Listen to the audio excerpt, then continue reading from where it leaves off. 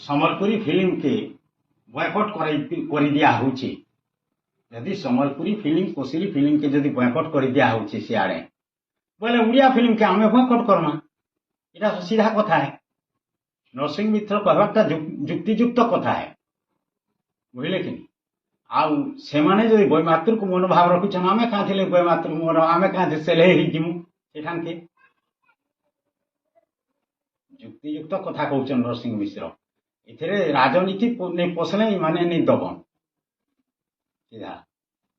आमर फिल्म जदि से माने बॉयकॉट कर दउछन सम्बलपुरी कोशिल फिल्म के जदि बॉयकॉट कर दउछन तो उड़िया फिल्म का थिले कि आमे बॉयकॉट नहीं करमा बुझले कि से माने जनता व्यवहार देखौछन आमे हेंता व्यवहार देखावा पड़वा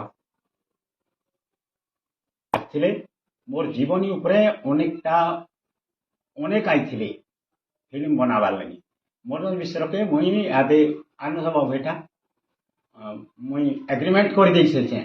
मोर जीवन के से फिल्म बनाबी और मोर पाठ से ही करबी ओडिशा बाकी बाहर सब गुलजार भी से पाठ करबी सेठी आ देखो मनोज मिश्र रो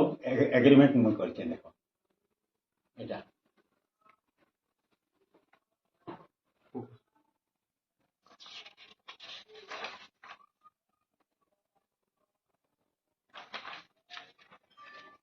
माने असहिष्णुआन नादी खिजनी बाग कथा करछन खिजुछन से माने और दूसरा कथा किथिले से खिजबाते खाली खिजी देले रेसन मोर जेते बेल के साहित्य उठला हेंता रकम कोली